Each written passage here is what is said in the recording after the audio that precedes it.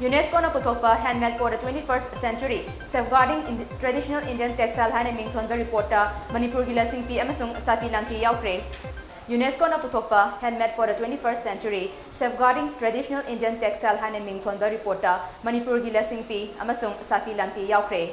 Manipur'S Lashing Phi amasung Shaphi Lanphi yaubata natana report asida awang nokpok state singi manungda Sikkim gi Lepcha amasung Tripura gi Risha textile asisu yauri.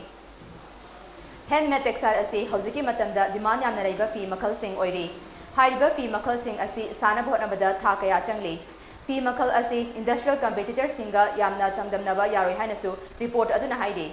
Manipur'S Lashing Phi asi khutna fi sabi singna puthokpani. Fi asi yamna lumi amasung yamna thotli. Lashing Phi asi marol ani semlaga sabaga loinana mandugi marakta lashing hapani. Manipur'da handloom industry asi maitai community gi nupi singi khwari chawba industry oi.